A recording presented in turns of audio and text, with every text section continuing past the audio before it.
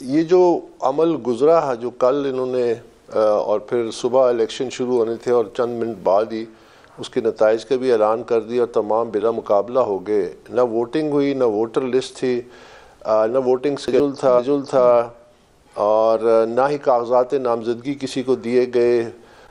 तो इसको इलेक्शन का नाम देना जो है मेरा ख्याल ज़्यादती है, क्योंकि ये इलेक्शन नहीं था, ये सिलेक्शन थी पहले से।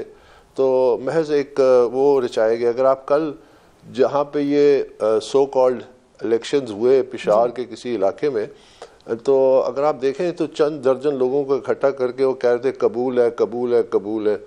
अब मुझे बताइए कि हमने निकाह की सेरेमनीज में तो सुना है कि कबूल है, कबूल है। ये कैसे इलेक्शन थे कि बस चंद दर्जन लोग खड़े हैं और वो कबूल है, कबूल है, और तमाम क़यादत जो है उसको फिर उन्होंने रिजल्ट्स अनाउंस कर दिए। तो ये बेसिकली पीटीआई के जो वर्कर्स हैं, ये उनके बुनियादी हकूक़ को याद रखिए कि हम सब इंक्लूडिंग मेरे, हम सब इस इलेक्शन में हिस्सा लेना चाहते थे और हमें कोई ओहदे की वो नहीं थी। मुझे इमरान ने 2 दफ़ा सेक्रेटरी जनरल की ऑफ़र की थी और मैंने माजरत की थी।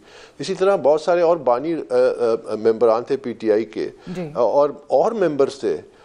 तो इसीलिए हमने 13 साल बाद मैंने फिर पीटीआई सेंट्रल सेक्रेटेरिएट भी मैं गया ये परसों शाम को, और हमारा बड़ा सिंपल था कि हमने दफ्तर में जाके उनसे ये रिक्वेस्ट की कि आप हमें कागजात नामजदगी दीजिए और उसके बाद आप हमें वोटर लिस्ट दीजिए और हमें इलेक्शन का तरीक़ेकार दीजिए।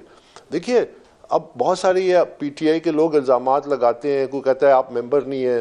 मतलब 3 आईनी इदारों ने मेरी मेंबरशिप वैलिडेट की है और मतलब मैं हर लिहाज से पीटीआई, और मेरे अलावा जो तमाम लोग थे वो पीटीआई के बानी लोग थे। मसलन सईदुल्लाह नियाज़ी जो इमरान के फर्स्ट कज़न है, मुझे मियाँ वाली से कह रहे थे कि जी कागजात नामजदगी मेरे लिए लेके आओ। तो कहने का मकसद ये कि हर वर्कर का ये तो हक है ना मेंबर का कि उसको कागजात नामजदगी मिले। अब उसके बाद जो इलेक्शन का तरीका होता है वो तो ये होता है कि जब आप कागजात नामजदगी जमा कराते हैं तो फिर उसकी स्क्रूटनी होती है, और अगर कोई किसी क्राइटेरिया पे नहीं पहुंचता तो फिर उसके बाद उसके कागजात रिजेक्ट होते हैं, और अगर पहुंचता है तो एक्सेप्ट होते हैं, और फिर उसके बाद बैलेटिंग होती है। एक नॉर्मल किसी भी डेमोक्रेसी में ये 2-3 स्टेप्स होते हैं, तो ये तो हुआ ही नहीं। अच्छा, हमें पीटीआई के अपने आप पे तो उनके लोगों का एतराज होता है कि जी ये तो हमारे मुनहरिफ रहनुमा हैं या ये तो हमारा पीटीआई का हिस्सा ही नहीं है। लेकिन दूसरी तरफ जो उनके अपने इस वक्त पार्टी के अंदर, मुझे बताइए कि सारे प्रोसेस के अंदर फिर रखना कहाँ से आया है, किसकी तरफ से डाला गया है?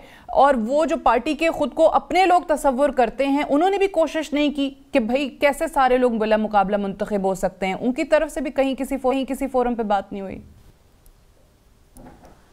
दखिए, सारा जिस तरह मैंने कहा ना कि हम जब इनके पीटीआई के मरकजी दफ्तर गए तो वहाँ जो पीटीआई के नुमाइंदे थे, हमने ये 3 दरख्वास्तें की, 3 चीज़ें मांगी कि आप हमें नॉमिनेशन कागजात दीजिए, आप हमें वोटर लिस्ट दीजिए, आप और हमें आप इलेक्शन का तरीक़ेकार दीजिए।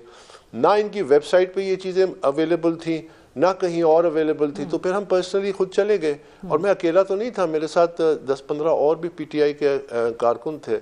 तो उन्होंने हमें सीधी सी बात की, एंड मैं respect them for their honesty. उन्होंने कहा जी कि ये चीज़ें एग्जिस्ट ही नहीं करती हैं, ये है ही नहीं, ये महज एक कागजी कार्रवाई हो रही है, ये तो महज एक इलेक्शन कमीशन के कहने पे पहले से वही लोग दोबारा अनाउंस हो जाएंगे। तो उन्होंने बड़ी प्लेन बात की, जिसके बाद फिर और बाकी बात कुछ रहती नहीं है। तो फिर हम उनसे इजाज़त लेके आ गए। अब ये लोग मुख्तलिफ किस्म की बातें करते हैं कि ये तो दफ्तर से बाहर खड़े होकर चले गए। मैं सेंट्रल ऑफिस के अंदर, मैंने उनके अपने जो वहाँ के मैंने कहा कि कोई और अगर हैं, उनके कोई और मुताल्लिका शख्स हैं, उनसे हमारी मुलाकात करा दी। उन्होंने कहा जी कोई भी नहीं है दफ्तर में।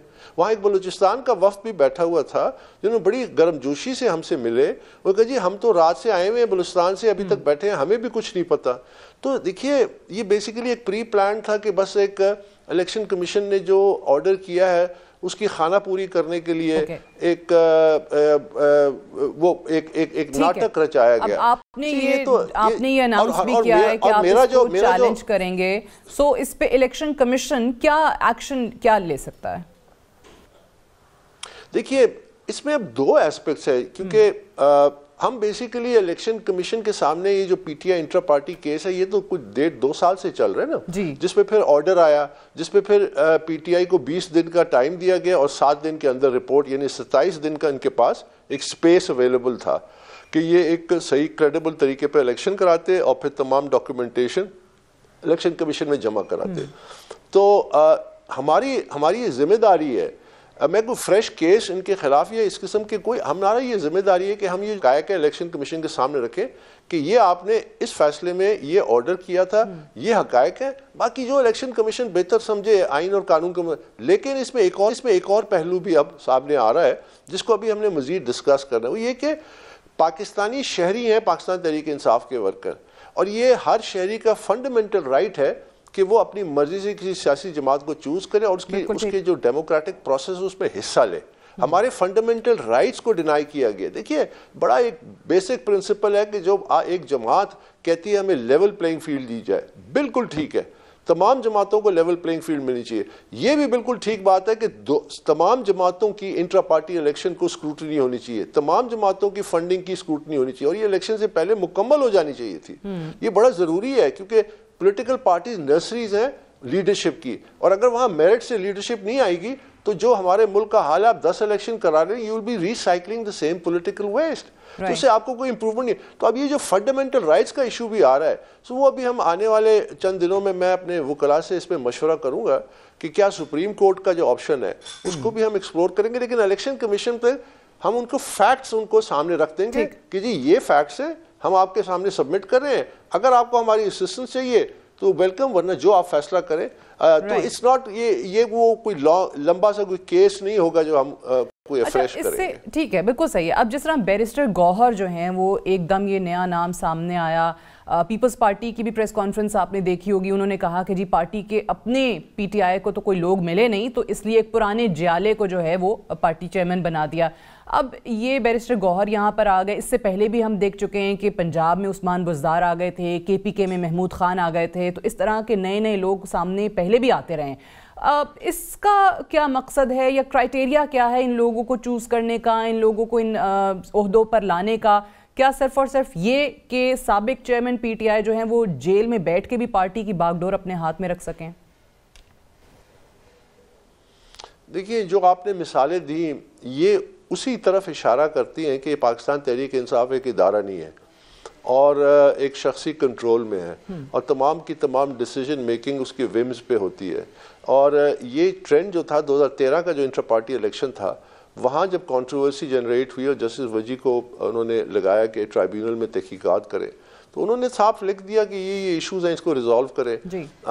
लेकिन उन्होंने नहीं किया, उन्होंने जस्टिस वजी को ही पार्टी से फारिग कर दिया। फिर एक नया इलेक्शन कमीशन पीटीआई का बना जिसमें फिर प्रॉमिसेस हुई कि नहीं अब ये बड़ी शफाफ इंट्रा पार्टी इलेक्शन कराएंगे। वो जब रूल्स फ्रेम करने लगे तो उन पे प्रेशर आया, सो दे रिजाइन एंड ब्लॉक, मसलन तस्नीम नूरानी उसको हेड कर रहे थे। तो ये आस्ते आस्ते आस्ते आस्ते ये drift towards totally autocratic dictatorial sort of एक पार्टी बनती जा रही है कि it's basically one man show.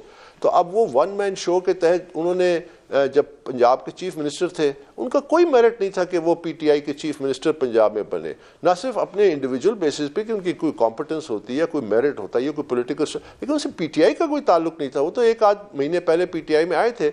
अब जो मौजूदा शख्स हैं, मैं उनकी पर्सन पे किसी किस्म का कोई क्रिटिसिज्म नहीं करना चाहता, क्योंकि पर्सन से मेरा कोई ताल्लुक नहीं है, ताल्लुक है प्रिंसिपल से कि प्रिंसिपल क्या है, आपका क्या मेरिट है to be the chairman of Pakistan Tehreek Insaf. Zero, ये जीरो मेरिट। अब मुझे जो अफसोस होता है वो अफसोस इस बात पे होता है कि पाकिस्तान के एक कई नामवर वकला जो इस वक्त पार्टी को हाईजैक कर रहे हैं और जो जेल से बाहर आके बेनामी press talk and press conferences कर रहे हैं, ये वो लोग हैं जो जब highest legal forums including the supreme court वहां खड़े होकर कहते हैं हमें रूल ऑफ लॉ चाहिए, हमें कॉन्स्टिट्यूशन चाहिए, हमें फंडामेंटल राइट्स को डिफेंस में खड़े हो जाते हैं।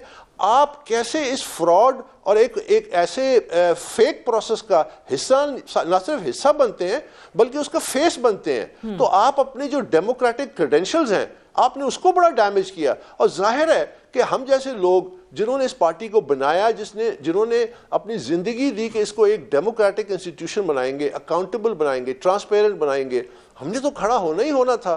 तो इंशाल्लाह हम इसका मुकाबला करेंगे। और ये जो अब हुआ है और जो हम लीगल फोरम्स पे अगर गए इलेक्शन कमीशन में तो हम रिपोर्ट देंगे, लेकिन हमने ये हमारा सिर्फ यही मकसद है